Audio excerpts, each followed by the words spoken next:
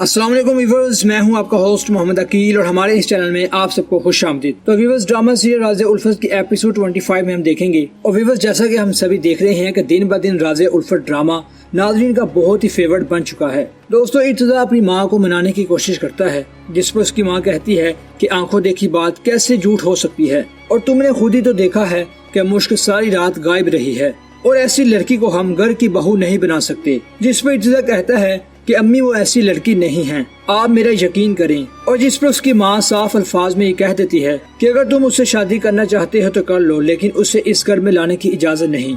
और दोस्तों, दूसरी तरफ आने वाली एपिसोड में आप देखेंगे कि इफ्तिखार साहब बड़े ही गुस्से से अपनी बेगम को कहते हैं कि इसी तारीख को ही मुश्क की शादी होगी, और मुश्क से पूछ लो अगर इर्तिज़ा उससे शादी करना चाहता है तो ठीक है, लेकिन नहीं तो जो मैं फैसला करूंगा अब उससे मानना होगा।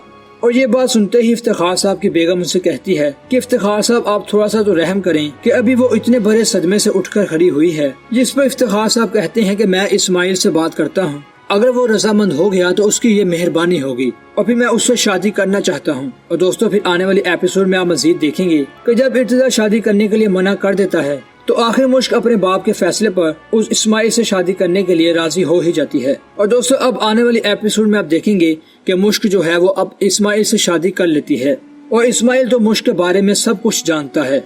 और दूसरी तरफ अब साहिबा अपने मकसद में कामयाब हो चुकी है। तो व्यूअर्स, आपको क्या लगता है कि क्या साहिबा वाकई इर्तिज़ा को हासिल कर पाएगी या नहीं? तो कमेंट्स बॉक्स में अपनी राय का इजहार जरूर कीजिएगा। इसी के साथ हमें दीजिए इजाजत, अपना ख्याल रखिएगा और हमारे चैनल को सब्सक्राइब, लाइक और शेयर करना मत भूलिएगा। अल्लाह हाफिज।